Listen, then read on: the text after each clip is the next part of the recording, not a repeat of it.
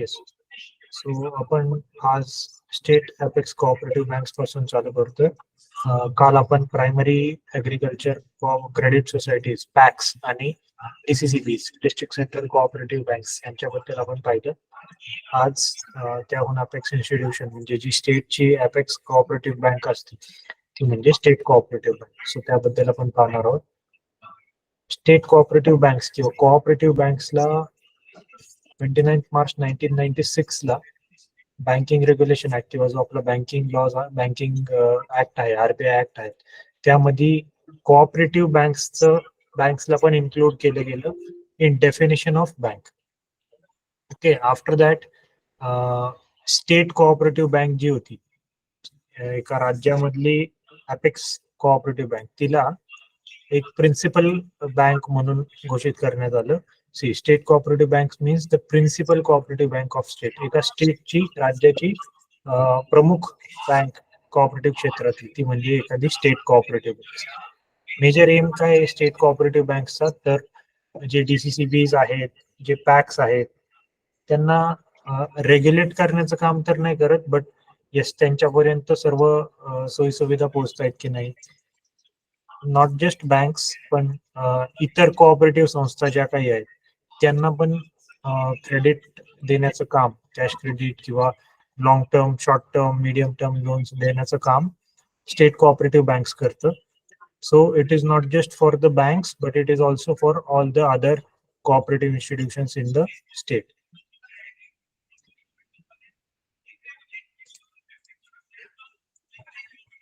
What are its functions किंवा main objectives काय? To serve as state cooperative bank and as a balancing center in the state. So balancing center म्हणजे it acts as a final, आपण त्याला RBI ला जसं आपण lender of last resort असं म्हणतो. लेंडर ऑफ लास्ट रिसॉर्ट म्हणजे अंतिम जर का आपल्याला कुणाकडेच सोल्युशन भेटत नसेल तर आपण त्या व्यक्तीकडे फायनल सोल्युशन घ्यायला जातो, तो म्हणजे lender of last resort. Similarly एक स्टेट कोऑपरेटिव्ह बँक जी असते ती कोऑपरेटिव्हच्या केसमध्ये एका स्टेटमध्ये फॉर पॅक्स, फॉर DCCBs एक लेंडर ऑफ लास्ट रिसॉर्ट असतो. नेक्स्ट त्यांचा एम आहे की to raise funds by way of deposits, loans, grants, donations, subsidies वगैरे. आणि हे डोनेशन्स किंवा लोन्स किंवा डिपॉझिट्स थ्रू ज्यावेळेस स्टेट बँक फंड रेज करते त्यावेळेस ते पुढं DCCBsला किंवा इतर कोऑपरेटिव्ह सोसायटीजला ते पुढं फायनान्शियल असिस्टन्स देतात. To arrange, hold periodical cooperative conferences. DCCBs ची कॉन्फरन्स स्टेट बँक घेतं. and other members of the bank to take action for growth and development of cooperative credit movement. Cooperative credit वाढण्यासाठीचे हे जे programs आहेत ते state bank arrange करतं. To participate in financing cooperatives and other institutions who are members of the bank. म्हणजे not just बँक्सला पण other cooperative इन्स्टिट्यूशन्सला पण स्टेट बँक फायनान्स करते. To participate in schematic lending. Schematic म्हणजे स्कीम्स, काही schemes through lending करणं. किंवा आपण लेंडिंगचे, आपण जे कर्ज देण्याचे अनेक प्रकार आपण पुढे बघणार आहे. स्कीमॅटिक लेंडिंग एक आहे आणि एक आहे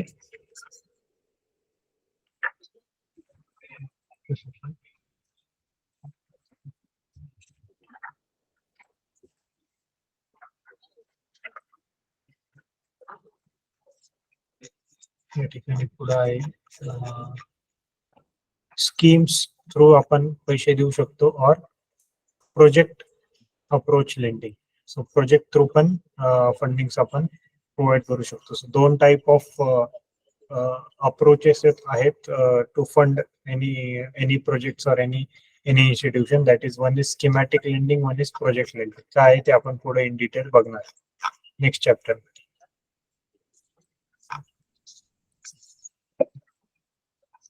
अजून काय काय एम्स आहेत कोऑपरेटिव्ह बँक्सचे? To arrange for inspection and supervision of affiliated DCCBs. DCCBs inspection आणि सुपरविजन पण स्टेट कोऑपरेटिव्ह बँक्स करतं. To buy and sell securities for legitimate investment of surplus funds. जे एक्स्ट्रा फंड्स राहतात त्यांचं ते इन्व्हेस्टमेंट पण करू शकतात. To carry on general banking business, general banking activities ते करू शकतात. To purchase, acquire or raise or otherwise obtain movable and immovable property. Okay, normally movable properties ते त्यांच्या नेमवर घेऊ शकतात. To take measure to help cooperative education साठी, training purposes साठी स्टेट कोऑपरेटिव्ह बँकेला पण अधिकार असतात की ते पण त्याच्यासाठी भरपूर सारे पॉलिसीज मेजर्स ते स्वतः घेऊ शकतात. To promote and undertake cooperative research and cooperative development. So हे जनरल क्लॉजेस आहेत in order to promote cooperative वाढवण्यासाठी स्टेट कोऑपरेटिव्ह बँक हे अपेक्स लेवलवर काम करतं. हॅलो, येस, काही डाऊट कोणाला?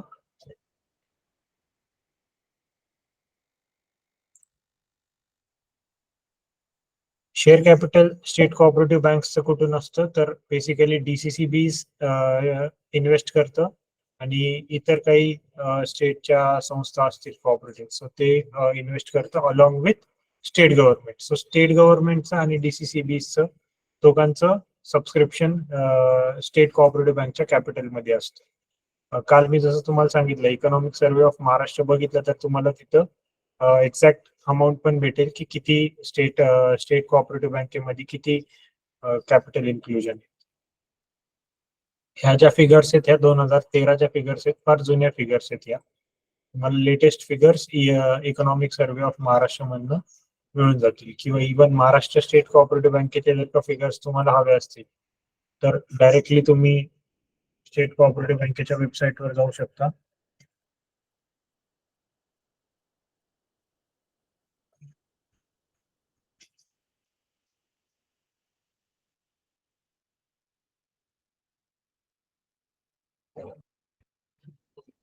महाराष्ट्र स्टेट कोऑपरेटिव्ह बँकेचे जर का तुम्ही फायनान्शियल्स जरी बघितले तरी त्यामध्ये तुम्हाला संपूर्ण फिगर्स त्या ठिकाणी तुम्हाला दिसून येतील.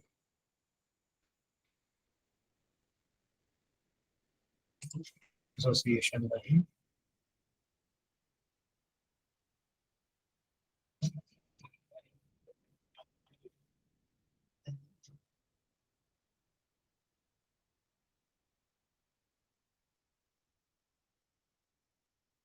ठीक आहे, तुम्ही त्याची वेबसाईट तुम्ही शोधू शकता.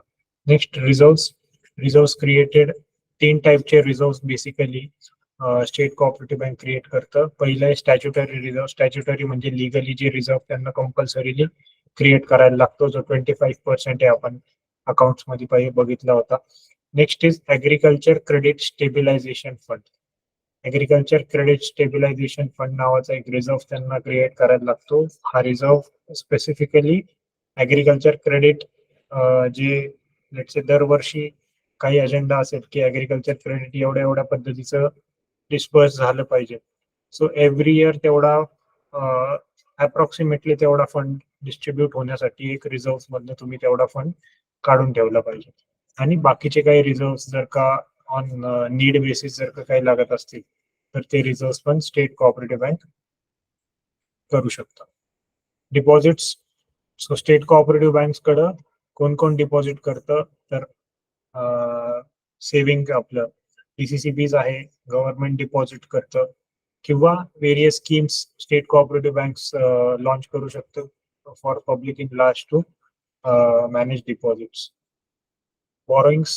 स्टेट कोऑपरेटिव्ह बँक्सचे बॉरोइंग्स कोणाकोणाकडनं असतात तर आरबीआय कडनं बॉरो करू शकतं, नाबार्ड कडनं बॉरो करू शकतं. हे जे सगळे नॅशनल लेवल इन्स्टिट्यूशन्स आहेत, SIDBI, NCDC, national housing board, industrial development bank, IDBI, RBI कडनं किंवा स्टेट गव्हर्नमेंट कडनं जे स्टेट कोऑपरेटिव्ह बँक आहे ती बॉरोइंग करू शकते आणि तीच बॉरोइंग पुढं कॅरी फॉरवर्ड होती किंवा ती पुढं फायनान्स केली जाते फॉर डीसीसीबीज किंवा इव्हन ओन रिसोर्सेस क्रिएट करण्यासाठी ते फायनान्स करतं. इन्व्हेस्टमेंट. स्टेट कोऑपरेटिव्ह बँक्स कुठं इन्व्हेस्ट करणार तर कोऑपरेटिव्हला शेअर मार्केटमध्ये इन्व्हेस्ट करणं इज नॉट अलाउड.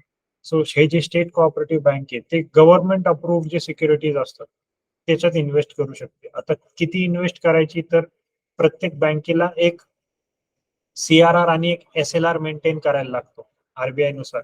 म्हणजे तुमच्या रिझर्व्हचा तुम्हाला आलेले सर्व डिपॉझिट्स तुम्ही पुढे लेंड नाही करू शकत, पुढे तुम्ही लोन म्हणून नाही देऊ शकत. तुम्हाला काही अमाऊंट ऑफ तुमचे डिपॉझिट जे आहेत ते तुम्हाला रिझर्व्ह म्हणून तुम्हाला कॅरी फॉरवर्ड करायला लागतात किंवा ठेवायला लागतात just for security purposes. So that कुठली बँक म्हणजे बेसिक आहे की सगळे फंड्स आलेले जर का आपण लोन म्हणून दिले तर जास्त फंड्स बुडायची शक्यता आहे. सो ते अवॉइड करण्यासाठी, in order to avoid all these things, बँक्सला मॅन्डेटरी आहे CRR आणि SLR मेंटेन करणं. SLR rate is somewhere around 23-24% आणि CRR रेट हा 4 ते 5% असतो. सो स्टेट कोऑपरेटिव्ह बँक जे आहे ती त्यांचा SLR मेंटेन करण्यापुरतं तुम्ही एक 20 ते 25% अमाऊंट तुम्ही गव्हर्नमेंट सिक्युरिटीज मध्ये म्हणून इन्व्हेस्ट करू शकता. ऍडव्हान्सेस कोणाला देते तर बेसिक ऑल द DCCBs ला ऍडव्हान्स जातं, प्लस जे इतर ऍग्रिकल्चर कोऑपरेटिव्ह इन्स्टिट्यूशन्स आहेत जसं की एखादा साखर कारखाना असेल किंवा एखादं दुसरं कुठलंही कोऑपरेटिव्ह असेल, म्हणजे ऍग्रिकल्चर असू दे किंवा नॉन ऍग्रिकल्चर कोऑपरेटिव्ह असू दे, त्यांनाही स्टेट कोऑपरेटिव्ह बँक फायनान्स करतो. Creation of primary cooperative development fund. See, state cooperative bank ही एक ॲपेक्स लेवलवर बँक असल्यामुळे ते असे फंड्स क्रिएट करू शकतं की जे पुढे जाऊन कोऑपरेटिव्ह मुवमेंटला बढावा देणारे किंवा जे पुढे जाऊन कोऑपरेटिव्हचं डेव्हलपमेंट करणारे. सो फॉर दॅट ते एक प्रायमरी लेवलवर एक डेव्हलपमेंट फंड क्रिएट करू शकतं, for which DCCBs are contributing 5%. आता जे PCDF primary cooperative development fund create आहे. So in that apex bank म्हणजेच स्टेट कोऑपरेटिव्ह बँक आणि DCCBs 5% त्यांच्या नेट प्रॉफिटचा एव्हरी इयर ते या फंड मध्ये इन्व्हेस्ट करतायत in order to make cooperative strong. Agriculture credit staff training institute. So agriculture credit staff training institute म्हणजे ट्रेनिंगसाठी जे कुठले आपले कोऑपरेटिव्ह बँक्स असतात किंवा अर्बन कोऑपरेटिव्ह झालं, DCCB झालं, पॅक्स झालं किंवा इवन इतर कोऑपरेटिव्ह इन्स्टिट्यूशन्स यांच्या ट्रेनिंगसाठी एक इन्स्टिट्यूट स्टेट कोऑपरेटिव्ह बँक्स उभे करू शकतात. आणि last is deposit insurance scheme पण स्टेट कोऑपरेटिव्ह बँक्स काढतं, ज्याच्यात बेसिकली जे डिपॉझिट्स असतात स्टेटचे ॲज वेल एज DCCBचे ते इन्शॉर्ट करून घेतात. RBIचा बेसिक इन्शुरन्स म्हणजे कुठल्याही डिपॉझिटवर बेसिक इन्शुरन्स किती आहे माहिती तुम्ही सांगू शकेल? तुमचे डिपॉझिट्स कितीपर्यंत इन्शुअर्ड असतात? ऑब्विसली बँकेतच सर्व तुम्हाला माहिती असायला हवं आहे. Yes, anyone? 5 लाख. येस, 5 लाखापर्यंत. थँक्यू. 5 लाखापर्यंत तुमचे डिपॉझिट सर्व इन्शुअर्ड असतात. So this was our state apex cooperative bank. Next is agriculture and rural development banks, जे आपण लॉंग टर्म फायनान्सिंग मध्ये बघितलं. इथून मागचे जे कुठले 3 इन्स्टिट्यूशन्स आपण बघितले, पॅक्स, DCCB आणि स्टेट कोऑपरेटिव्ह बँक्स, हे शॉर्ट टर्म फायनान्सिंगचे इन्स्टिट्यूशन्स होते as per our cooperative chart. Next ह्या ज्या इन्स्टिट्यूशन्स आहेत agriculture and rural development bank, ह्या लॉंग टर्म फायनान्सिंग मध्ये येतात. जनरली आता महाराष्ट्रात तर Maharashtra state cooperative agriculture rural development bank नाहीच आहे.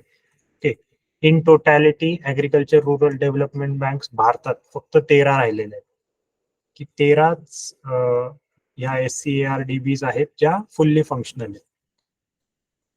बाकी बऱ्याचशा जसं की लँड डेव्हलपमेंट बँक्स पण एक बँक होती, त्या पण ह्याच्यातच मर्ज करून कन्वर्ट झाल्या आणि काही फंक्शनल आहेत, काही नॉन फंक्शनल आहेत. बेसिक ऑब्जेक्टिव्ह काय आहे state cooperative agriculture rural development बँकचा? तर लॉंग टर्म फंड्स देणं. आणि लॉंग टर्म फंड्स कशासाठी दिले जातात? तर ऍसेट क्रिएशन किंवा मोठ्या मोठ्या प्रोजेक्टसाठी हे लॉंग टर्म फंड्स दिले जातात. See, the chief objective of SCARDBs is to raise long-term funds for financing PCARDBs.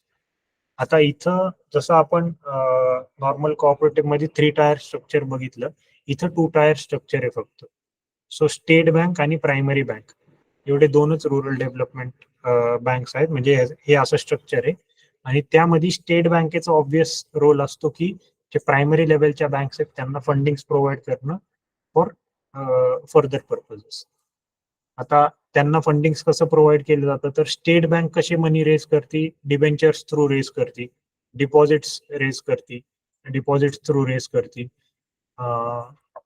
what all do they do more is setting up branches offices for facilitating smooth conduct of business, acquiring immovable properties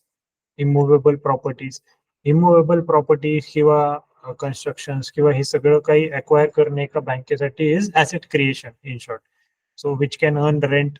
कुठलीही asset जे नुसतं बँकेने कुठलीही property घेतली तर it is not like की doing an expenditure, it is creating assets जे पुढे जाऊन तुम्हाला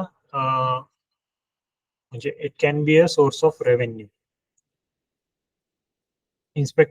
इन्स्पेक्टिंग द प्रायमरी डेव्हलपमेंट बँक्स, जे primary agriculture rural development banks आहे त्यांचं इन्स्पेक्शन करणं, and performing all such functions as may be conducive for fulfilment of these objective. त्यांचं working and function कसं आहे तर see the main objective of this bank is dispensation of long term funds. So agriculture and rural development साठी long term funds किती time साठी असतं? Yes, anyone? long term funds is for time period किती आहे? Short term, medium term आणि long term आपण काल बघितलं होतं. long term funds is for how many years? म्हणजे सांगेल का लॉंग टर्म फंड्स किती इयर्स साठी आहे? It is for 5 years or more than 5 years. आता 5 years or more than 5 years साठी आपण ज्यावेळेस लॉंग टर्म फंड बॉरो करतो त्यावेळी obviously the reason for which we are buying is more related to an like एक मोठा खर्च असतो तो किंवा एक ऍसेट बेस साठी आपण ते मेजर एक्सपेंडिचर करतो, जसं की इरिगेशन झालं, horticulture, wasteland development, dairy development, biogas plants. So मोठ्या लेवलच्या प्रोजेक्ट साठी बेसिकली आपण लॉंग टर्म फंड्स आपण प्रोक्युअर करतो.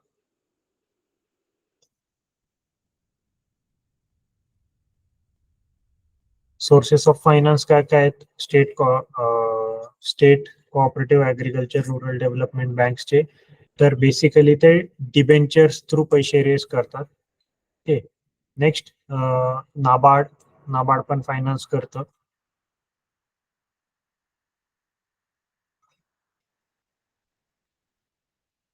National housing banks also finance all these kind of things.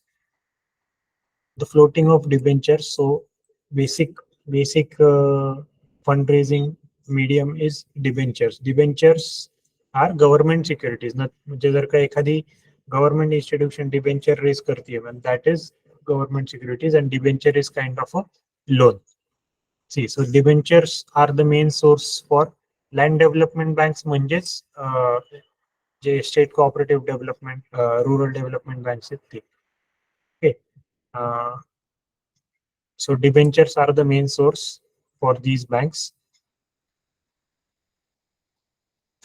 Along with this, जे अपेक्स लेवलच्या दुसऱ्या बँक्स असतात, आरबीआय झालं, नाबार्ड झालं, सो त्या बँकेकडनं पण या बँक्सला कॅश क्रेडिट किंवा लोन फॅसिलिटीज किंवा फंडिंग फायनान्सेस मिळू शकतात. डिबेंचर्स कशाच्या बेसिसवर रेज केलं जातं तर debentures are obtained or raised on the basis of mortgages obtained, जे mortgages bank collect करते in order to give loans further. So त्या बेसिसवर त्या mortgagesवर debentures issue केले जातात. And NABARD subscribes around 95% of the amount. So basically जर का ही bank एखादी डिबेंचर्स इश्यू करते सो ते परचेस पण कोण करते? नाबार्ड करतो. ओके, अँड रिमेनिंग 5% कोण करतं, तर स्टेट गव्हर्नमेंट किंवा सेंट्रल गव्हर्नमेंट हे रिमेनिंग 5% परचेस करतं. डिबेंचर्सचे टाईप काय काय आहेत? It can be floated under ordinary program, special development program and rural development program. So 3 types मध्ये डिबेंचर्स इश्यू करू शकतात. ऑर्डिनरी डिबेंचर्स प्रोग्राम काय झाले? Ordinary debenture programs are floated against advances made under normal scheme. Okay. these debentures are paid in generally 10 years. 10 yearsचा debenture period असतो ordinary डिबेंचर्सचा. Sinking fund is created and recovery made under normal scheme are invested in these funds. So sinking fund create केला जातो in order to repay these debentures. Special development debentures काय असतात? For schematic lending. Schematic lending म्हणजे scheme based lending मध्ये special debentures issue केले जातात. आणि major ह्यांचं सबस्क्रिप्शन कोण घेतं, तर नाबार्ड मेजरली या डिबेंचर्सला सबस्क्राईब करतं. रुरल डेव्हलपमेंट, रुरल हाऊसिंग नाही, rural housing development debentures basically housing प्रोजेक्टसाठी किंवा NHB जे आहे, नॅशनल हाऊसिंग बँक जे आहे, ती बेसिकली यांना सबस्क्राईब करते.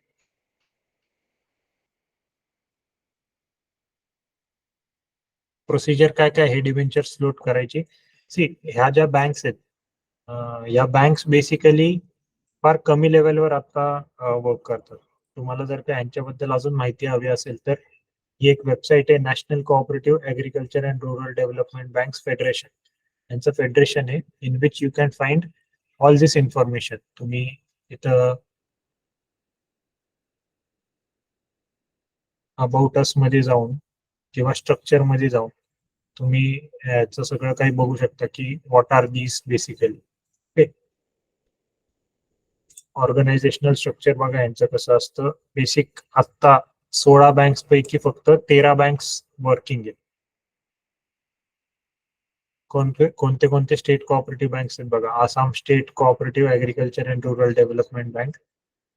मेजरली जे जे उरलेले स्टेट्स आहेत जिथे हे फंक्शन नाहीये, की आपली अपेक्स बँक आहे, म्हणजे जी आपण मागे बघितली स्टेट कोऑपरेटिव्ह बँक जी आहे, तीच लॉंग टर्म फायनान्सिंगचं पण काम करते. जसं की इथं बघा, दिल्ली स्टेट कोऑपरेटिव्ह बँक जी आहे तीच ऍग्रिकल्चर अँड रुरल डेव्हलपमेंट बँकचं काम करते. सो सेम म्हणजे सेम ऑब्जेक्टिव्हवर एक स्टेट कोऑपरेटिव्ह बँक जी आहे ती अपेक्स म्हणून पण तिथं त्या ठिकाणी काम करते फॉर लॉंग टर्म फायनान्स. अजून कोणते कोणते? गुजरात स्टेट आहे, हरियाणा आहे, हिमाचल प्रदेश आहे, जम्मू काश्मीर आहे, कर्नाटक आहे, मेघालय कोऑपरेटिव्ह म्हणजे जी स्टेट कोऑपरेटिव्ह बँक आहे तीच ऍज रुरल डेव्हलपमेंट बँक म्हणून काम करते.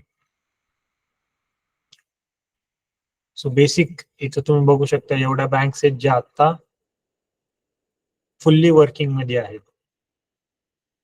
त्यांचे ऑपरेशन्स काय काय आहेत? ऍट प्रेझेंट 16 SCA-ARDBs आहेत, of which 13 are fully functional. Okay. आणि त्यांच्या अंडर 1744 PCARDBs आहेत. हे primary cooperative bank rural development banks आहेत, त्या 1744 बँक्स आहेत. टोटल बॉरोईंग्स, टोटल लोन्स त्यांचं किती आहे तर ते इथं दिलेलं आहे की 21,000 करोडचं, 21,300 करोडचं त्यांचे टोटल लोन्स आउटस्टँडिंग आहेत आणि त्यांचे बॉरोईंग्स टोटल 13,000 करोडचे आउटस्टँडिंग आहेत. All the statistics you can find here. Basic statistics आहेत फार यांचे. सी, टोटल फंक्शनल किती आहेत? 13 आहेत. टोटल PCARDBs किती आहेत तर 1,000 आहेत आणि स्टेट कोऑपरेटिव्हच्या ब्रांचेस 600 टोटल मिळून 1744 आहेत. त्यांचं मेंबरशिप, त्यांचं बॉरोइंग मेंबरशिप किती आहे, लोन्स किती आउटस्टँडिंग आहेत, everything you can find out here. Profit किती बँक्स प्रॉफिट मध्ये आहेत? आउट ऑफ 13 9 बँक्स फक्त प्रॉफिट मध्ये आहेत. Last year it was 11 banks. 2021 च्या एंडिंगला 11 बँक्स होते, 22 च्या एंडिंगला 9 बँक्स प्रॉफिटेबल मध्ये आहेत. दिस इयरचा अजून ह्या वर्षीचा डेटा अजून अपडेट नाही झाला. अॅन्युअल रिपोर्ट तुम्ही इथून वाचू शकता. लेजिटिमेट सोर्सेसवरनं ज्यावेळेस तुम्ही इन्फॉर्मेशन घेता त्यावेळेस ती ऍक्च्युली जरा जास्त इन्फॉर्मेटिव्ह पण असते किंवा ती जास्त रिलायबल असते, त्याच्यावर जास्त रिलाय करू शकता. क्रेडिट सर्व्हिसेस काय काय देतात, कुणाला देतात आणि कशा कशासाठी देतात.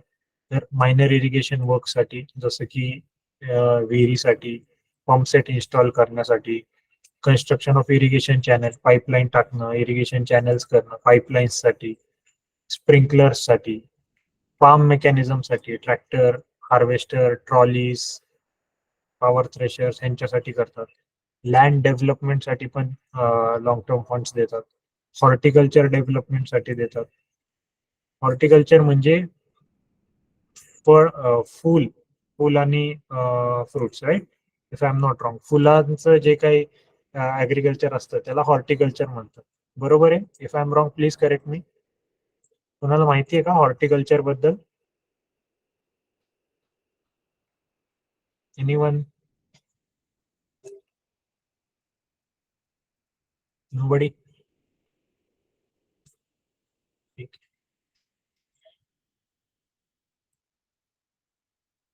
नेक्स्ट डेअरी पोल्ट्री, परत फिशरी, शिप रेअरिंग, गोट रेअरिंग यांच्यासाठी पण बायोगॅस प्लांट्स, यासाठी पण लॉंग टर्म फंड्स दिले जातात. वेस्टलँड डेव्हलपमेंटसाठी, फॉरेस्टेशनसाठी, payment of old debts and purchase of land, so यासाठी पण ऍग्रिकल्चर ऍक्टिव्हिटीज झाले. यासाठी फार्म सेक्टर म्हणजे ऍग्रिकल्चर ऍक्टिव्हिटीज आणि non farm sector is non agriculture activities. त्यामध्ये रुरल आर्टिसन्स झाले. Artisans is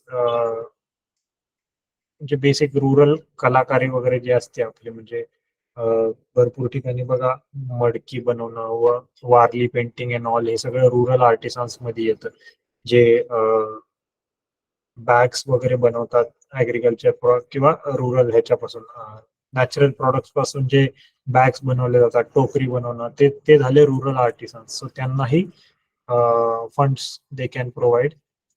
small scale industries, agro processing units, processing units जे काय झालं, पॅकिंग युनिट्स किंवा फूड प्रोसेसिंग युनिट्स झाले, जसं की जे आपण तेल वगैरे, नॅचरल तेल प्रोसेसिंग झालं, गुळ वगैरे झालं, so these are food processing units.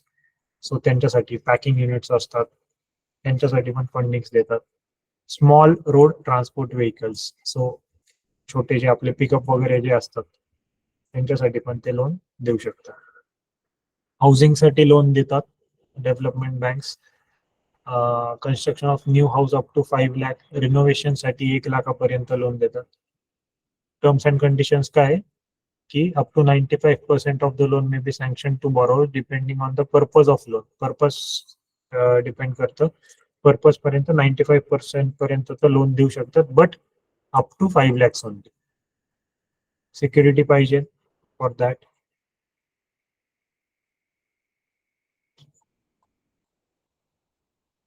And last is deposit mobilization. Deposit mobilisation म्हणजे getting funds from bigger area or bigger banks and mobilizing it or channelizing it to the small banks like PCARDBs. Now we'll see project based आणि scheme based lending किंवा schematic lending आणि project approach म्हणजे काय. Directly difference म्हणून समजून घेऊया की what is the difference between all this. See, schematic lending is several activities put together. म्हणजे ज्यावेळेस आपण मल्टिपल ऍक्टिव्हिटीज एका स्कीमच्या अंडर कव्हर करतो, so that is schematic lending. आणि प्रोजेक्ट बेस्ड लेंडिंग म्हणजे जर का एक सिंगल इंडिव्हिज्युअल प्रोजेक्टसाठी जर का फायनान्सिंग करायचं असेल, so that is project based lending. The unit cost is standardise subject to variation of 10 to 15%. म्हणजे आता मल्टिपल ऍक्टिव्हिटीज जेव्हा आपण क्लब केल्या, सो इन दॅट एक युनिट किंवा एक लेट्स से डेअरी, शिप, गोट आणि फिशरीज असं जर का कंबाईन केलं, सो इन दॅट आता प्रत्येक युनिटचं एक स्टँडर्ड कॉस्ट बनणार तिथं. ओके. आणि in case of project landing standard cost बनणारच नाही, कारण की एक प्रत्येक unit is individual and it is different.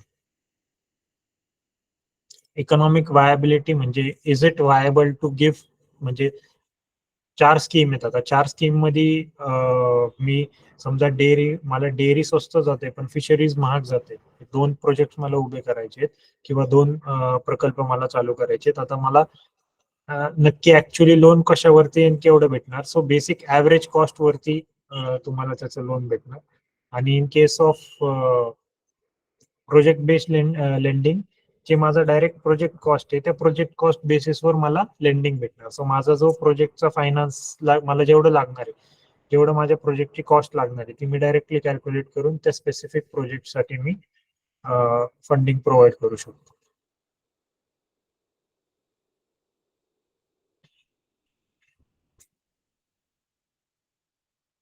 So basic scheme lending आणि स्कीमॅटिक लेंडिंग आणि प्रोजेक्ट लेंडिंग मध्ये फरक हा आहे की स्कीमॅटिक लेंडिंग मध्ये मल्टिपल प्रोजेक्ट्सला एक साथ केलं जातं किंवा मल्टिपल ऍक्टिव्हिटीजला एक साथ क्लब करून त्याच्या संदर्भात लेंडिंग केलं जातं. आणि प्रोजेक्ट बेस्ड लेंडिंग मध्ये एक सिंगल प्रोजेक्टला लेंडिंग लोन्स दिलं जातं.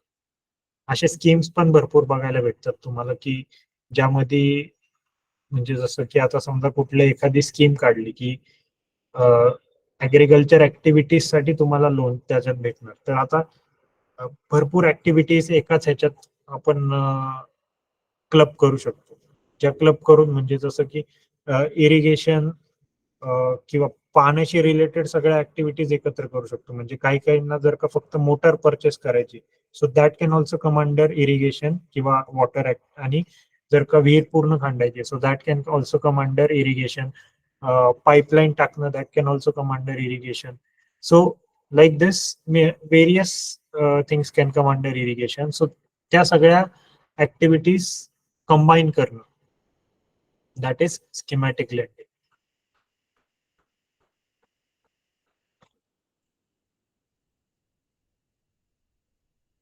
प्रॉब्लेम्स काय काय आहेत SCARDBs चे?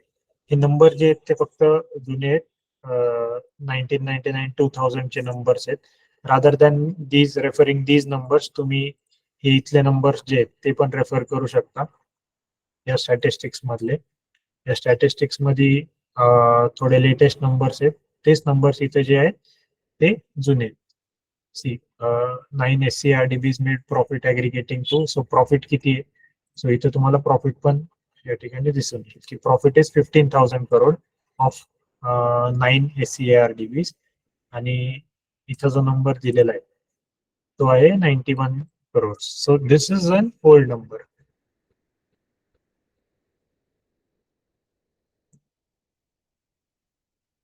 प्रॉब्लेम्स काय काय आहेत state cooperative agriculture rural development बँक्सचे? की see many of these banks cannot be considered as viable units. So basically भरपूर युनिट्स असे आहेत की जे आता फुल्ली फंक्शनलच नाहीये. सो जिथं हे फंक्शनल नाहीयेत तिथं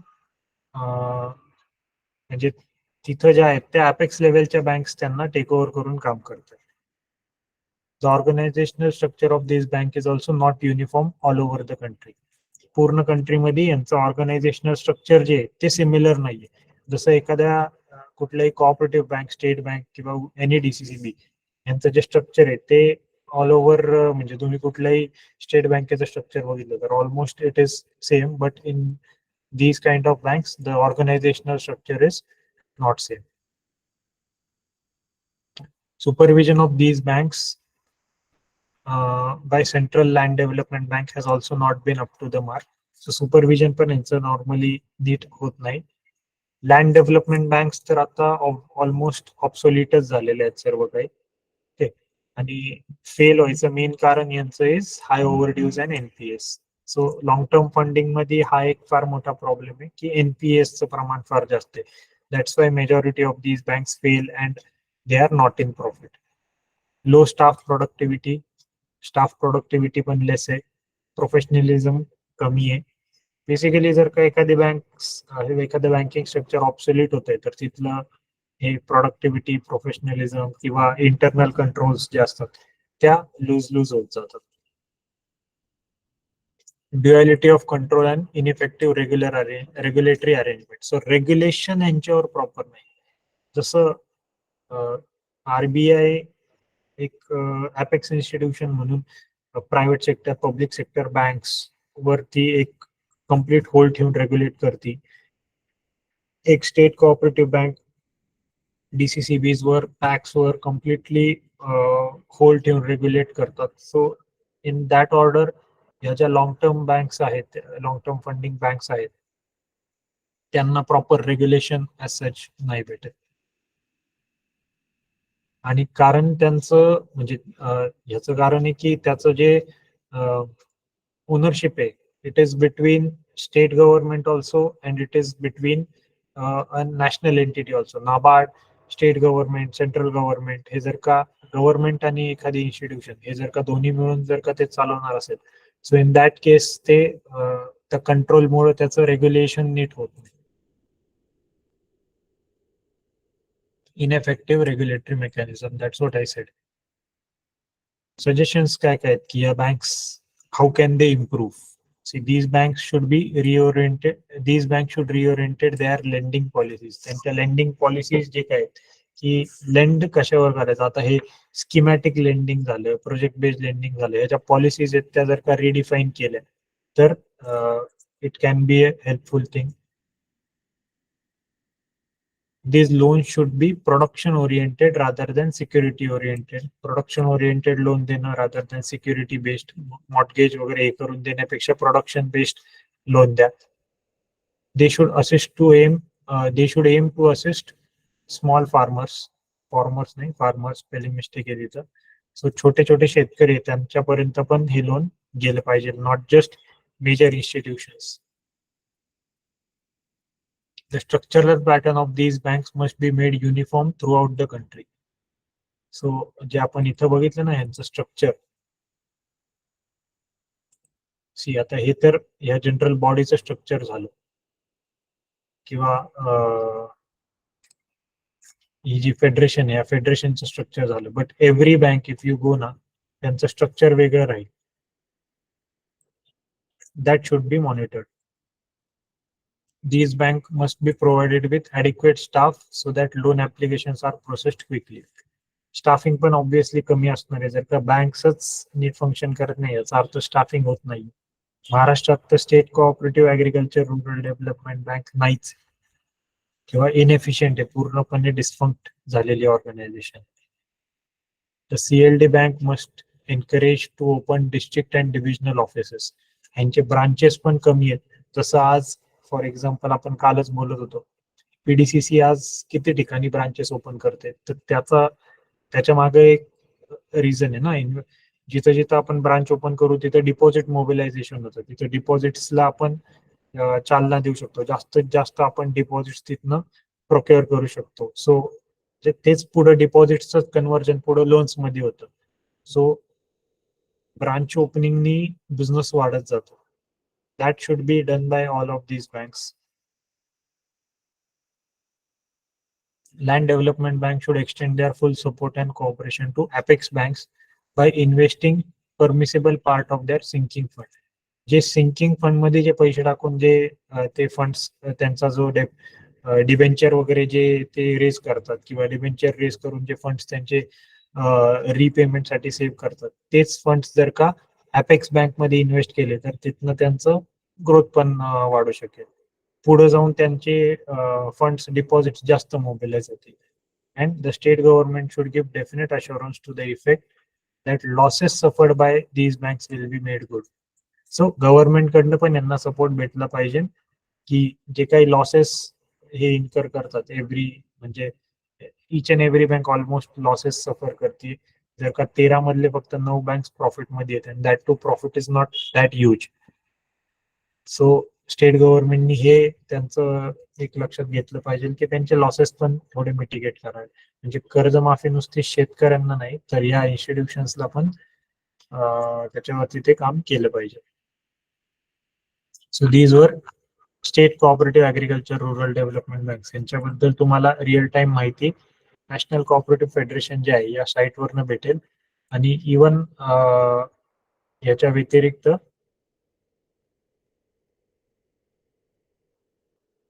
जे कुठले इन्स्टिट्यूशन्स आहेत ज्यांचं तुम्ही आता इथं मेंबर्स मध्ये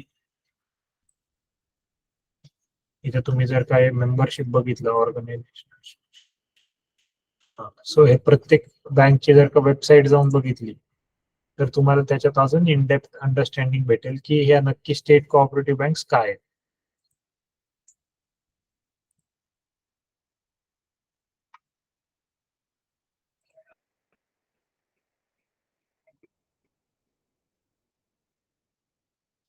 next chapter is priority sector lending. Banks मध्ये काम करता तुम्ही सगळे, तुम्हाला प्रायोरिटी सेक्टर म्हणजे काय माहिती? प्रायोरिटी सेक्टर म्हणजे काही असे सेक्टर्स आहेत जे compulsorily we should focus more on these sectors. हे सेक्टर्स फार प्रायोरिटीचे आहेत because these sectors contribute more towards growth and development. So these are priority sectors. See, priority sectors include lending to those sectors that impact large section of the population. हे असे sectors आहेत जे majority population यावर focus करतो. Okay. See, the weaker sections and the sectors which are employment intensive, ज्याच्यात जास्तीत जास्त maximum employment generation पण होऊ शकते. ऍग्रिकल्चर, एका शेतीत समजा एक एक XYZ पीक आहे, ते काढण्यासाठी लेबरचा जिथे जास्त वापर होऊ शकतो. So that becomes a priority sector obviously, जिथे employment on regular basis generate होऊ शकतं. सीजनल एम्प्लॉयमेंट असतं ते, but still employment can get generated on a single piece of land. So that becomes a priority sector. What all are institutions or काय काय येतं priority सेक्टरच्या under? Agriculture, micro small and medium enterprises जे आहेत, MSME ज्याला आपण म्हणतो, micro small enterprises. Education येतं प्रायोरिटी सेक्टर मध्ये, हाऊसिंग येतं प्रायोरिटी सेक्टर मध्ये, एक्सपोर्ट क्रेडिट पण प्रायोरिटी सेक्टर मध्ये येतं, आणि काही इतर इन्स्टिट्यूशन्स आहेत ज्या प्रायोरिटी सेक्टर मध्ये येतात. सो ऍग्रिकल्चर शिवाय तर देश चालू शकत नाही, बेसिक आहे. So that becomes a priority sector. Micro small enterprises ज्या आहेत ते सगळे एंटरप्राइजेस बेसिकली फार म्हणजे एनी टाइम ते ऑक्सिजनवरच चालू असतात. If they are good enterprises किंवा लार्ज एंटरप्राइजेस असतील तर ते ओन फंड्सवर पण भरपूर काम करतात. जसं की रिलायन्स आहे. आज रिलायन्सला गव्हर्नमेंटची गरज नाही. गव्हर्नमेंटला एखाद वेळेस रिलायन्सची गरज पडू शकते, बट रिलायन्सला गव्हर्नमेंटची गरज नाही. पण तेच जर का एखादं स्मॉल बिझनेस आता जर का एखादा स्टार्टअप चालू झालेला असेल तुमच्या एरियामध्ये, सो त्यांना फार गरज आहे गव्हर्नमेंटची. कारण की बिकॉज एक इनिशिएशन फेज मध्ये, एका छोट्या फेज मध्ये येतो बिझनेस, सो तिथं त्याला फंडिंगची आवश्यकता फार लागू शकते. त्याचं प्रॉडक्ट, त्याचे सर्व्हिसेस जे काही आहेत ते कस्टमर पर्यंत असं नाही की लगेचच्या लगेच पोहोचतील, कारण की त्या सिमिलर प्रॉडक्ट लाईन मध्ये दुसरे पण प्लेयर्स असतील, जे काही लार्ज प्लेयर्स असतील. सो सर्व्हायव्हल फार डिफिकल्ट जातं. सो ते मायक्रो स्मॉल एंटरप्राइजेस जे असतात त्यांना पण फार गरज असते फॉर ऑफ फंड्स.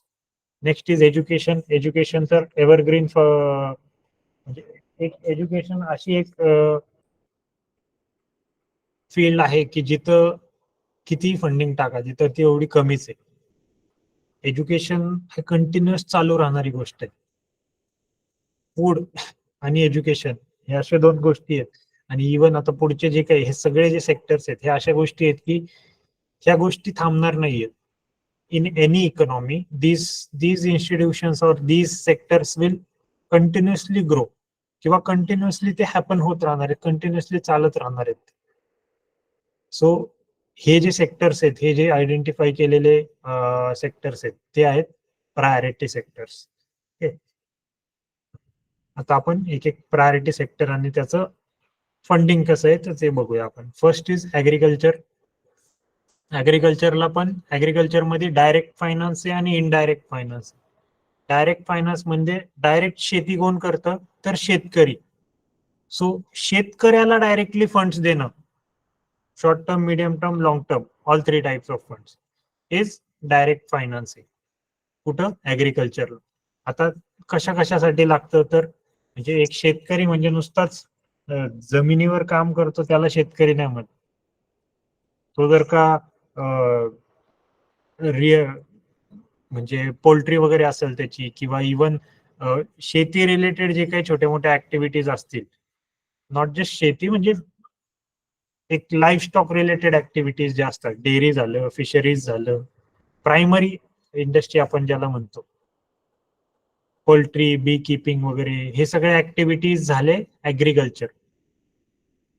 सो हे जो डायरेक्ट माणूस करतो, एक इंडिव्हिज्युअल हे जे डायरेक्टली काम करतो, किंवा सेल्फ हेल्प ग्रुप्स जे असतात, जे सेल्फ हेल्प ग्रुप्स किंवा जॉईंट लायबिलिटी ग्रुप्स, म्हणजे एक इंडिव्हिज्युअलनीच क्रिएट केलेले आपल्या आपल्यात झालेले तीन, लेट्स से एक 10 जणांमध्ये झालेला एक सेल्फ हेल्प ग्रुप, की जो स्वतः एकमेकांची हेल्प घेऊन एखादं काम करेल.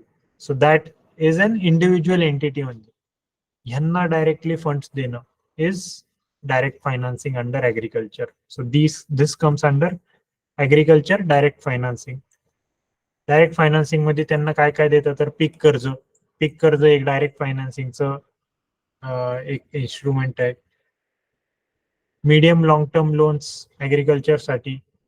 ऍक्टिव्हिटीज म्हणजे हे कुठले पण, आपण जे वरती बघितले ना मागच्या चॅप्टर्स मध्ये, पॅक्सच्या चॅप्टर्स मध्ये आपण बघितलं की ऍग्रिकल्चर इक्विपमेंट झालं, मशिनरी झालं, इरिगेशन साठी लोन झालं, लँड डेव्हलपमेंट साठी लोन झालं. So all these loans directly to a farmer is agriculture loan or direct financing. Pre harvest, post हार्वेस्टच्या ऍक्टिव्हिटीज साठीचे लोन, म्हणजे पोस्ट हार्वेस्ट नंतर ट्रान्सपोर्टेशन साठी लागणार जर का लोन घेतलं, तर that also comes under post harvest activities. Okay.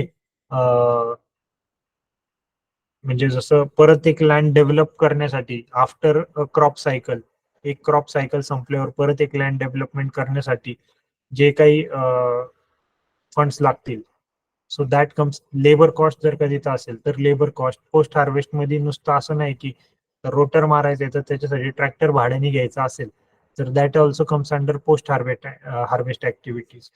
So that is, त्यासाठी लागणारं लोन पण डायरेक्ट फायनान्सच्या अंडर येतं.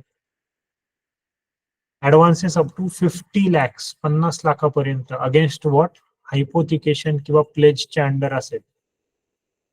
So that comes under direct financing. 50 लाखाचं अगेन्स्ट प्लेज और हायपोथिकेशन. त्याचा पिरियड किती, शॉर्ट टर्म पाहिजे, for 12 months. Okay. So that also comes under short term financing. PACS जे काही लोन देतं, that comes under short term financing, not short term financing, direct financing to agriculture. Small किंवा marginal फार्मर्सला land purchase करण्यासाठीचं loan, that also comes under direct financing. हे priority sector lending फार मोठी term आहे. Finance मधली priority sector lending फार मोठी term आहे. बँक्सला कंपल्शन असतं की तुम्ही लोन देताना पहिलं हे क्रायटेरिया फुलफिल करायचा. प्रायोरिटी सेक्टरला तुमचे मेजॉरिटी, एक स्पेसिफिक, नॉट मेजॉरिटी बट एक compulsory specific amount of funds गेलेच पाहिजेत. लोन डेस्कला कोणी काम करतं का इथं तुमच्यापैकी? Yes, anyone? लोन डेस्क किंवा क्रेडिट डेस्कला किंवा अकाउंट्स वगैरे, तुम्हाला जर का त्याबद्दल तुमच्याच बँकेच्या ह्याच्याबद्दल जर का जास्त माहिती असेल, तर हा एक फार इम्पॉर्टंट टर्म आहे प्रायोरिटी सेक्टरचा, की हे सेक्टर्स जे आहेत ह्यांना compulsory all over India funds त्यांना जास्तीत जास्त गेलेच पाहिजे.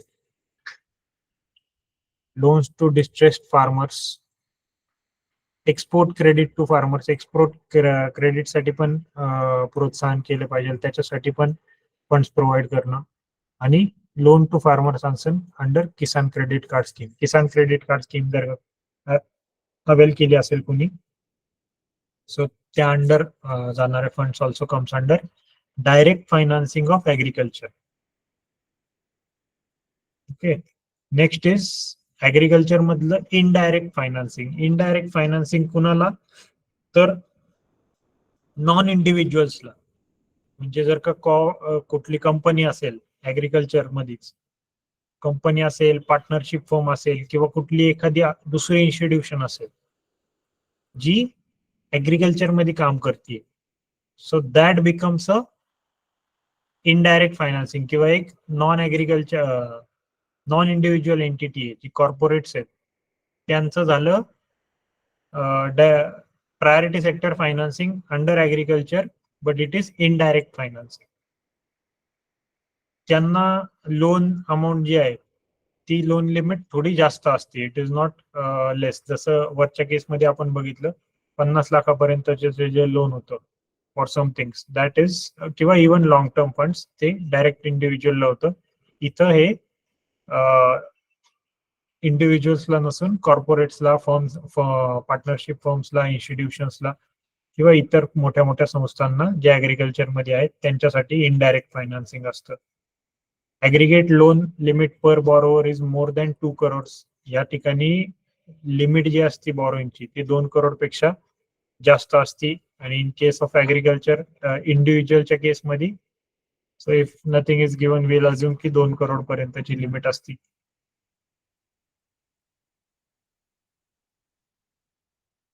आणि बाकी same like the normal thing की 50 लाखापर्यंत प्लेज हायपोथिकेशन साठी ऍग्रिकल्चर प्रोड्यूसवर लोन भेटेल.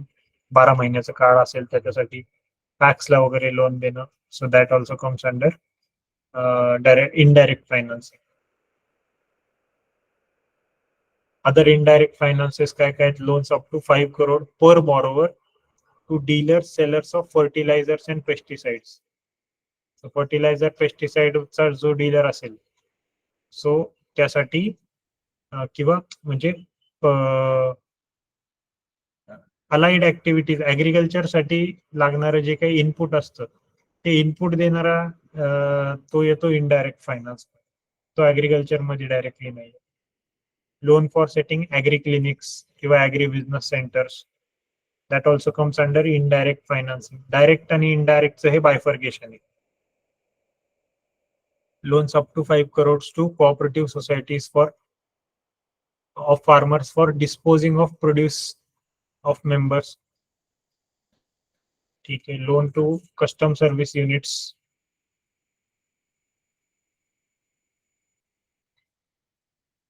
RRB, सेल्फ हेल्प ग्रुप्सला इनडायरेक्ट फायनान्सिंग झालं. Next is micro small and micro MSMEs ज्याला आपण म्हणतो, किंवा मायक्रो स्मॉल एंटरप्राइजेस. तर मायक्रो स्मॉल एंटरप्राइजेस मध्ये कोण कोण येतं? तर मॅन्युफॅक्चरिंग युनिट्स जे छोट्या, मायक्रो म्हणजे त्यांचं एक टर्नओव्हर लिमिट असतं किंवा त्यांचं एक इन्व्हेस्टमेंट लिमिट असतं.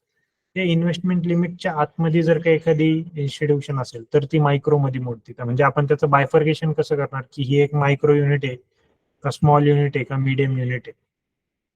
सो त्याचं बायफर्गेशन त्यांच्या इन्व्हेस्टमेंटवर किंवा टर्नओव्हर बेसिसवर पण होतं. टर्नओव्हर बेसिसवर पण होतं आणि इन्व्हेस्टमेंट बेसिसवर पण होतं. तर मायक्रोचं बायफर्गेशन कसं करणार? मायक्रो मॅन्युफॅक्चरिंग एंटरप्राइजेस त्यांनी जी काही इन्व्हेस्टमेंट केलेली आहे त्यांच्या पूर्ण बिझनेसमध्ये, गुड्स साठी असेल किंवा म्हणजे स्टॉक मध्ये इन्व्हेस्टमेंट असेल किंवा ऍसेट्स मध्ये इन्व्हेस्टमेंट असेल, 25 लाखातल्या आतमध्ये इन्व्हेस्टमेंट असेल, if it does not exceed 25 lakh, then it is a micro enterprise. Micro enterprise कोणती? तर जर का तुम्ही 25 लाखाच्या आत तुमची जर का टोटल इन्व्हेस्टमेंट असेल, so that is micro enterprise. 25 लाखापेक्षा जास्त असेल पण 5 crore पर्यंत असेल तर that becomes your small enterprise. Micro, small आणि त्याच्यानंतर असती medium, but for now we are just looking at micro आणि स्मॉल एंटरप्राइजेस. 5 crore वरती जे असतात, 5 ते 10 crore I guess, if I am not wrong, 5 ते 10 crore पर्यंत मीडियम एंटरप्राइजेस असतात ज्यांची इन्व्हेस्टमेंट 5 ते 10 crore असते. सो मायक्रो एंटरप्राइजेस आणि स्मॉल एंटरप्राइज तुमच्या आसपासचे जे बिझनेस असतील त्यांचं हे बायफर्गेशन असतं. आणि MSME ऍक्टच्या अंडर स्कीम्स जर का काही लॉन्च झाल्या तर हे मायक्रो, स्मॉल आणि मीडियम एंटरप्राइजेसला भरपूर जास्त फायदा होऊ शकतो, because they come under priority sector and also majority schemes त्यांच्यासाठी लॉन्च केलेले आहेत. गेल्या 2 फायनान्स ऍक्ट मध्ये, if I am not wrong, तर टॅक्स साठी पण त्यांच्यासाठी भरपूर सारे स्कीम्स म्हणजे टॅक्स मध्ये पण त्यांना भरपूर सवलती होत्या. स्टार्टअप्सला भरपूर सवलती असतात जे छोटे छोटे असतात. हे झालं मॅन्युफॅक्चरिंग युनिट्स. सर्व्हिस युनिट्स जे असतात, मॅन्युफॅक्चरिंग म्हणजे प्रोड्यूस करणारे युनिट्स, आणि सर्व्हिस युनिट्स जे असतात त्यामध्ये मायक्रो एंटरप्राइजेस कुठले असतात, जे 10 लाखापर्यंत त्यांचे इन्व्हेस्टमेंट असते सर्व्हिसच्या केसमध्ये. म्हणजे जसं फॉर एक्झाम्पल आता तुम्ही ॲक्वागार्ड सर्व्हिसचं एक तुमचं स्वतःचं एक हे टाकलं, बिझनेस टाकलं, त्याच्यात तुम्ही केलेली इन्व्हेस्टमेंट 10 लाखाच्या आतमध्ये असेल तर तुमची एंटरप्राइज झाली मायक्रो एंटरप्राइज. जर का तुमची इन्व्हेस्टमेंट 10 ते 2 करोड पर्यंत असेल, 10 लाख ते 2 crore, so that becomes your small enterprise. ही झाली तुमची 10 लाख ते 2 करोड पर्यंतची झाली तुमची small enterprise. In case of service, manufacturing मध्ये अमाऊंट लिमिट्स वेगळ्या आहेत. मॅन्युफॅक्चरिंग मध्ये मायक्रो 25 लाखापर्यंतची इन्व्हेस्टमेंट आणि स्मॉल 25 लाख ते 5 करोड पर्यंतची इन्व्हेस्टमेंट, आणि मीडियम जी आहे ती 5 करोड ते 10 करोड पर्यंतची इन्व्हेस्टमेंट. आणि सर्व्हिस सेक्टरमध्ये मायक्रो 10 लाखापर्यंतची इन्व्हेस्टमेंट जर का असेल 10 लाखाच्या आतमध्ये, तर ती झाली सर्व्हिस मायक्रो सर्व्हिस एंटरप्राइज. आणि स्मॉल सर्व्हिस एंटरप्राइज जर का 10 लाख ते 2 करोड पर्यंत असेल तर ती झाली स्मॉल सर्व्हिस एंटरप्राइज. हे सगळे येतात प्रायोरिटी सेक्टरमध्ये. हे इन्स्टिट्यूशन्स काय आहेत आणि त्यांना प्रायोरिटीली लेंडिंग झाली पाहिजे, यासाठी हे इन्स्टिट्यूशन्स या ठिकाणी डिफाईन केलेले. इतर कोणत्या कोणत्या सर्व्हिसेस आहेत किंवा ऍक्टिव्हिटीज आहेत, म्हणजे मॅन्युफॅक्चरिंग आणि सर्व्हिस तर झालं. प्रोसेसिंग युनिट्स जरी असेल, ते कम्प्लीट मॅन्युफॅक्चरिंगच्या अंडर नाही आहेत. So food processing, agro processing, ते पण मायक्रो स्मॉलच्या अंडर क्लासिफाय केले जाते.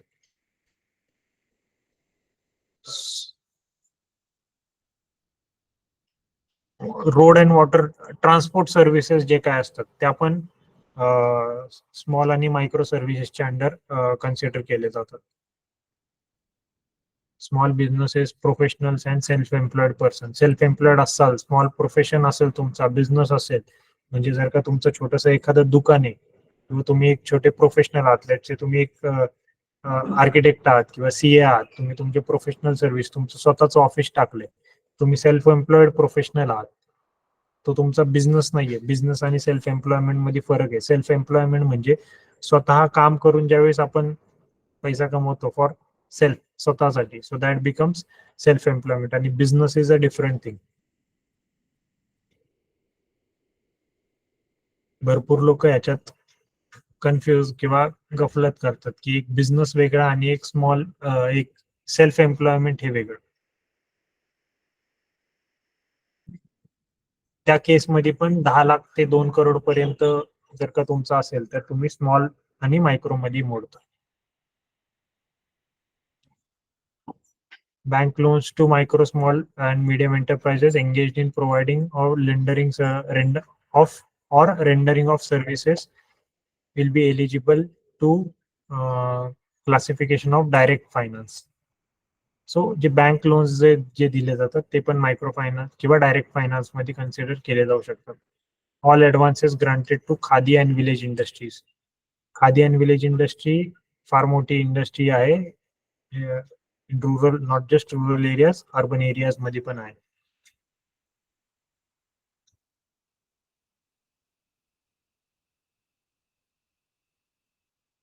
एक 5 मिनिटाचा ब्रेक घेऊया आपण आणि पुन्हा कंटिन्यू करूया. इथपर्यंत कोणाला काही डाऊट? एनीवन?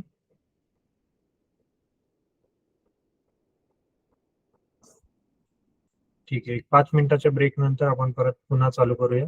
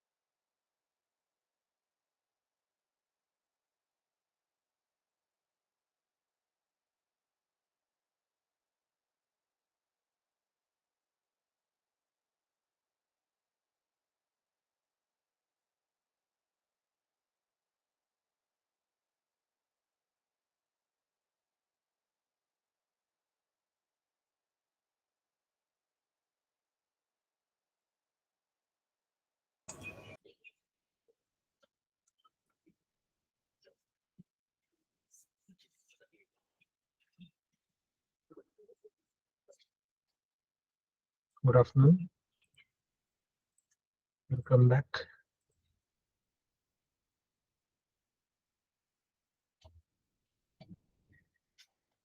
स्क्रीन दिसते सर्वांना?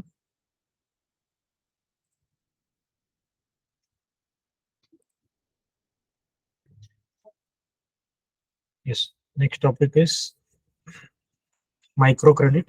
So microcredit is very small amount of credit, म्हणजे which does not exceed 50,000 per borrower, provided directly by bank to borrowers or indirectly through self-help. म्हणजे 50,000 जे लोन असतं त्याला मायक्रो क्रेडिट म्हणतात. आता मायक्रो क्रेडिट कुणाला दिलं जातं, तर बेसिकली ज्यांचं house hold income rural areas मध्ये 60,000 पेक्षा कमी आहे, ओके, आणि नॉन रुरल एरियाज मध्ये 1,20,000, म्हणजेच अर्बन एरियाज मध्ये 1,20,000 पर्यंत ज्यांचं इन्कम आहे, अॅन्युअल इन्कम, ओके, सो त्यांना मायक्रो क्रेडिट फॅसिलिटीज प्रोव्हाइड केली जाऊ शकते. दॅट इज 50,000 लोन त्यांना प्रोव्हाइड करू शकतो आपण, डायरेक्टली बॉरोवरला प्रोव्हाइड करू शकतो आपण. Okay, loans outstanding under loans for general purpose under general credit cards, so that can also come under microcredit. Overdraft 50,000 पर्यंतचा ओव्हरड्राफ्ट आपण जर का अलाव करत असेल फॉर एनी इंडिव्हिज्युअल, पण त्यासाठी पण त्यांचं income criteria is 60,000 should be annual income in rural areas आणि 1,20,000 should be for urban areas. Other than that, loan sanctioned by bank directly to individuals for setting off-grid solar and other off-grid renewable energy solutions for household. त्यासाठी पण micro credit जाऊ शकतं. हे सगळे priority sector लेंडिंगचे जे काही points आहेत, ते पॉइंट्स जर का तुम्ही थोडेफार नोट डाऊन केले ना, तर तुम्हाला भरपूर फायदा होऊ शकतो. याच्यामध्ये सगळं दिलेली माहिती की कुणाला किती किती small amount of credit priority sector मध्ये जाऊ शकतं. बरेच जण शेतीशी रिलेटेड आहात, किंवा इव्हन हे बघा, ऑफ ग्रिड सोलर साठी पण इथं लोन सँक्शन होऊ शकतं. Next, state sponsored organisation for schedule caste and schedule tribe. Schedule caste and schedule tribe साठी काही स्पेसिफिक परचेसेस जर का करायचे असतील, सो त्यासाठी पण लोन सँक्शन केलं जातं, and that is on priority sector. Very important. Next, education साठी. Education is one of the sectors which comes under priority. Education मध्ये 10 लाखापर्यंतचं loan, if education is in India, भारतात स्टडी करायचं असेल तर 10 लाखापर्यंतचं लोन एका इंडिव्हिज्युअलला दिलं जाऊ शकतं, आणि 20 लाखापर्यंतचं लोन अब्रॉड स्टडीजसाठी कुठलीही बँक प्रायोरिटी सेक्टरवर हे लोन्स कंपल्सरीली ग्रँट करता येते आणि करू शकते.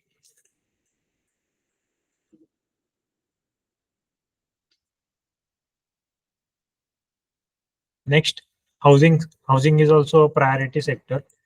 त्यासाठी लोन्स कुठले प्रोव्हाइड करू शकतात. So loans up to 25 lakh in metropolitan cities. Pune, Mumbai, जे मेट्रोपॉलिटन सिटीज आहेत, Hyderabad,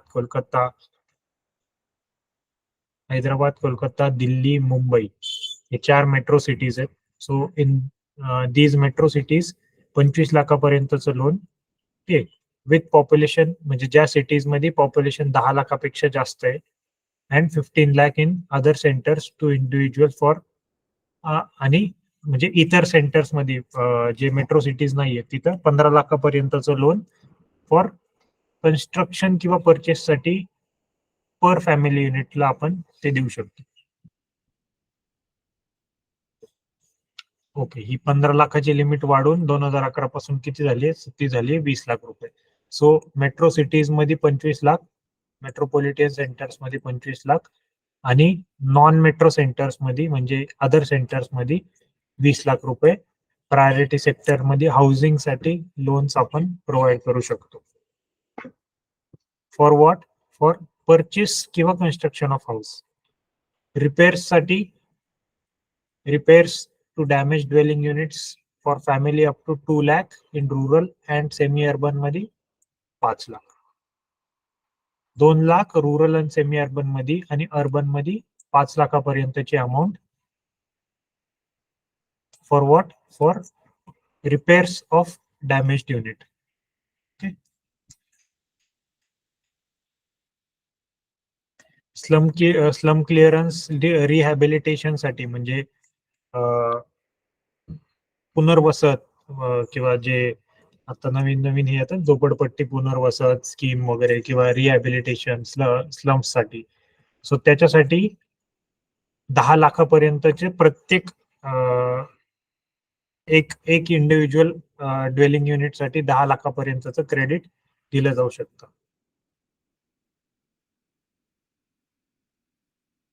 Assistance given to non-governmental agencies provided by NHB for the purpose of refinancing on lending for purchase, construction or reconstruction of dwelling units. म्हणजे एखाद्या non governmental एंटिटीला, एखाद्या private entity basically जर का म्हणलं आपण किंवा कोऑपरेटिव्ह एंटिटीला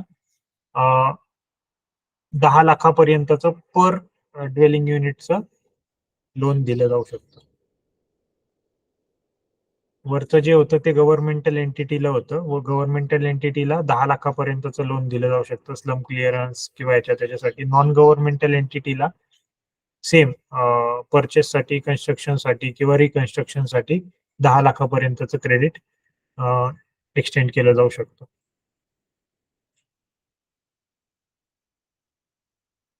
टोटल प्रायोरिटी सेक्टर मधलं म्हणजे तुमच्या लोन्स जे डिस्बर्स करते तुमची बँक त्याच्यातलं एक ठराविक अमाऊंट तुम्हाला प्रायोरिटी सेक्टर्सला कंपल्सरीली लोन द्यावं लागतं. तेवढी अमाऊंट कंपल्सरी द्यावी लागते. ती किती आहेत ना त्याचं कॅप आपण पुढे बघणार आहे की किती अमाऊंट तुम्हाला कंपल्सरीली तुमच्या लोन क्रेडिट मधनं तेवढी प्रायोरिटी सेक्टरला द्यावीच लागते. तुम्ही तुमच्या बँकचे फायनान्शियल जरी विचारले तरी तुम्हाला तुमचे मॅनेजर सांगू शकतील की आपल्या बँके थ्रू प्रायोरिटी सेक्टरला किती आपले फंड्स गेले पाहिजे. ते सगळं काही कॅल्क्युलेट केलं असतं. पुढं तुम्हाला त्याचं कॅल्क्युलेशन्स पण आहे. कॅल्क्युलेशन्स अजून चार्ट आहे ज्याच्यात ते मेन्शन आहे.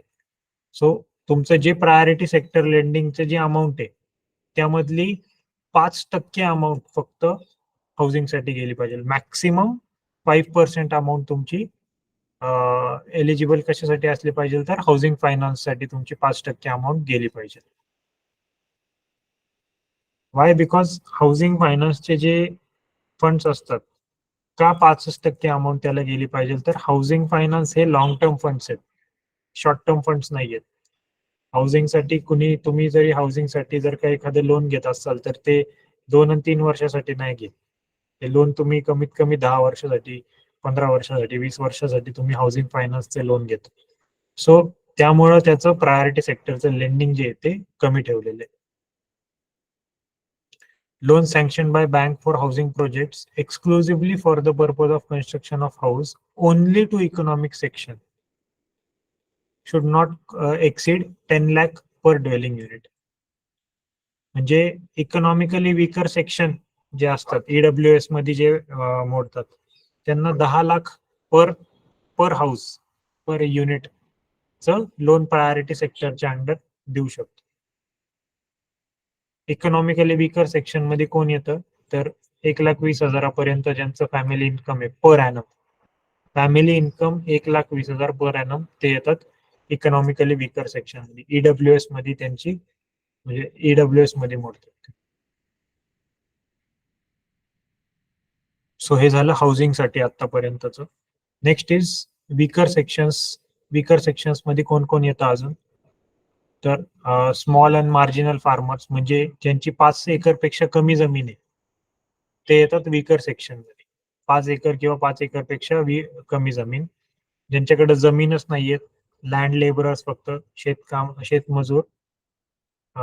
टेनंट फार्मर्स जे आहेत, टेनंट फार्मर्स म्हणजे जे जसं की कोणी आपण जमीन खंडाने देतो सो ते झालं. सो ते पण वीकर सेक्शन मध्ये मोडतात. आर्टिसन्स म्हणजे रुरल कलाकार जे आपण मगाशी बघितलं म्हणजे जे त्यांचा उदरनिर्वाह जसं की ते टोकरी, मडकी वगैरे हे सगळं ते झाले rural artisans. Village cottage industries त्यांच्यासाठी क्रेडिट लिमिट किती आहे 50,000ची वीकर सेक्शन साठी. SC ST DRI beneficiaries, schedule caste जे शेड्यूल ट्राईब्स आहेत ते, जे स्वर्ण जयंती शहारी रोजगार योजनेच्या अंडर जे येतात, किंवा रिहॅबिलिटेशन ऑफ मॅन्युअल स्कॅव्हेंजर्स च्या अंडर जे पडतात, जे बेनिफिशरीज आहेत ते पण वीकर सेक्शनच्या अंडर येतात. सेल्फ हेल्प ग्रुप्स, जे गरीब लोकांना जे सेल्फ हेल्प ग्रुप्स मदत करतात ते पण वीकर सेक्शनच्या अंडर येतात. And loans distress to poor to repay their debt to informal sector against appropriate collateral. म्हणजे जर का एखादा वीकर सेक्शन मधला व्यक्ती जो लोन जे लोन रिपेमेंट साठी ज्यावेळेस जो लोन घेतो, so that also comes under weaker section.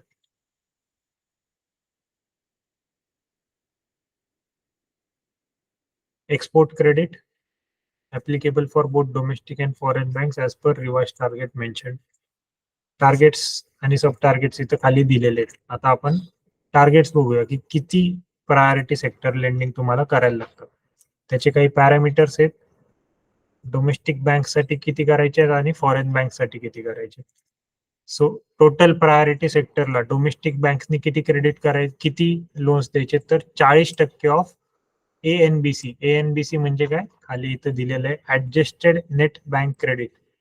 Adjusted net bank credit कसं काढलं जातं, तुमचं जे आउटस्टँडिंग बँक क्रेडिट आहे नेट बँक, ओके, त्याच्यात इन्व्हेस्टमेंट जे बँक्सनी केलेले आहेत, SLR बॉन्ड्स मध्ये केलेले, नॉन SLR बॉन्ड्स मध्ये जे इन्व्हेस्टमेंट केलेलं असतील, ओके, सो ते सगळे इन्व्हेस्टमेंट ऍड करायचे, plus other investment eligible to be treated as priority sector lending, किंवा म्हणजे सिक्युरिटाइज्ड ऍसेट्स मध्ये किंवा कुठं ऑफ बॅलन्स शीट एक्सपोजर मध्ये जर का पैसे गुंतवले असतील. बेसिक हायर लेवलचं कॅल्क्युलेशन्स असतात, एवढं काही इनडेप्थ जायची गरज नाहीये.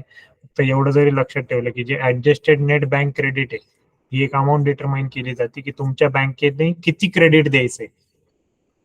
तुमच्या बँकेकडे असणारं ऍव्हरेज क्रेडिट म्हणजे कसं फाइंड आउट केलं जातं ते नेट बँक क्रेडिट, तर it is outstanding bank credit in India minus bills rediscounted with RBI. जे तुमचे जे बिल ऑफ एक्सचेंज जे तुम्ही रिडिस्काउंट करून घेता RBI कडनं, आणि तुमचं जे अवेलेबल बँक क्रेडिट आहे, CRR SLR जाऊन जे बँक क्रेडिट राहतं आणि बाकीचे रिझर्व सगळे जाऊन, सो ते राहतं तुमचं बँक क्रेडिट. आणि त्याच्यातनं बिल रिडिस्काउंट केलेलं, जे बिल्स तुम्ही रिडिस्काउंट करून घेतले, RBI कडनं जे पैसे घेतले ते पण मायनस करायचे, सो ते राहतं ऍडजस्टेड नेट बँक क्रेडिट. त्याचं 40% अमाऊंट ही तुमची प्रायोरिटी सेक्टरला गेली पाहिजे. त्या 40% पैकी आता 18% of ANBC should be to total agriculture advances. Agriculture total, direct indirect advance, direct advance इंडिव्हिज्युअलला जातं, इनडायरेक्ट ऍडव्हान्स हे इन्स्टिट्यूशनला जातं.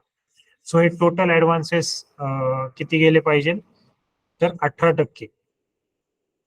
C indirect lending in excess of 4.5% of ANBC or credit equivalent to amount of off balance will not be reckoned for 18%, but all will be taken for 40.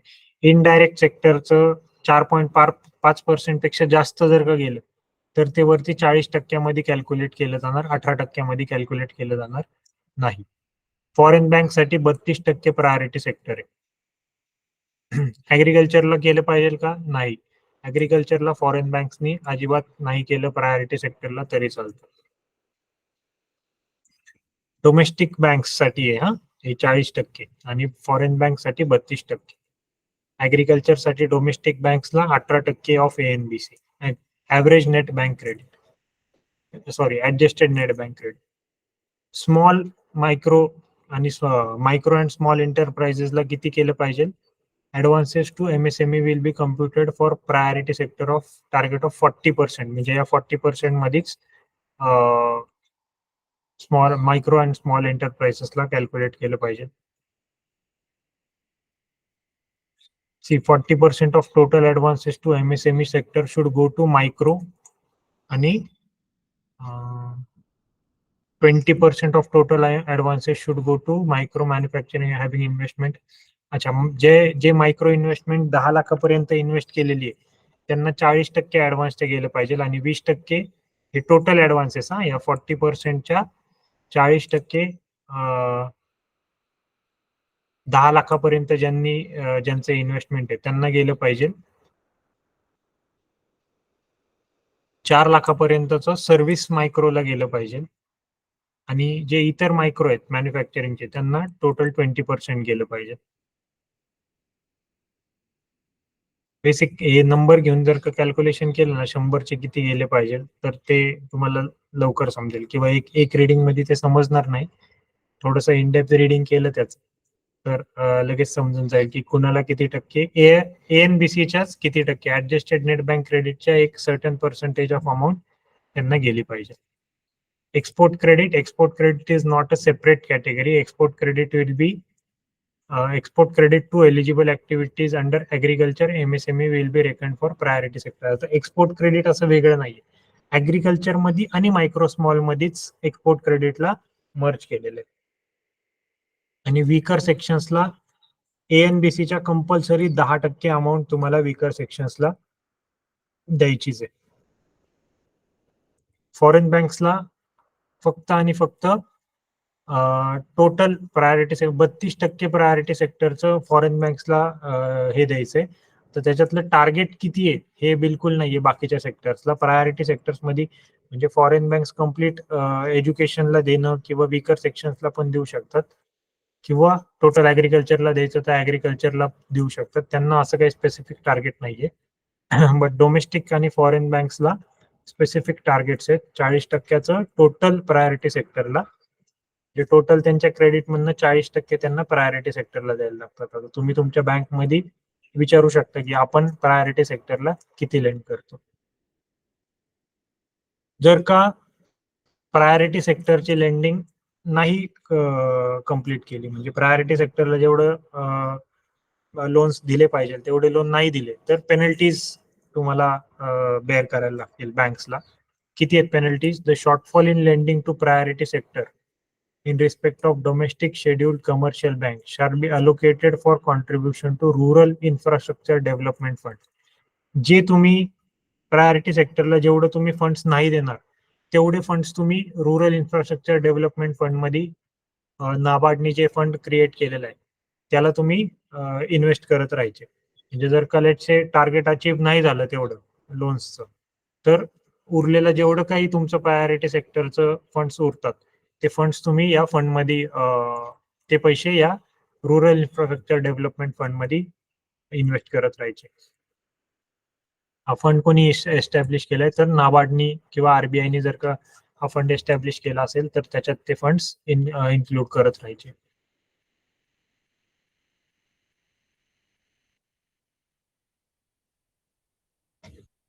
Rate of interest RBI directive प्रमाणे असेल for priority sector. Register should be maintain at the branch. जिथं priority sector लेंडिंगचे तुमचे सगळे काही loans जे गेलेले आहेत ते तिथं दिसतील. And bank should give acknowledgement of loan application receive from weaker section. Weaker section कडनं आलेल्या लोन्सला बँकनी कंपल्सरीली एक्नॉलेज करायचं. इग्नोर बिलकुल करायचं नाही because they come under priority sector. हे common guidelines. So this was priority sector lending. कुणाला काही डाऊट इथपर्यंत? नेक्स्ट चॅप्टर आपला नाबार्ड आहे जो आपण नेक्स्ट पुढच्या लेक्चर मध्ये बघूया. इथपर्यंत कुणाला काही डाऊट? Yes anyone? काही प्रश्न असतील तर तुम्ही विचारू शकता.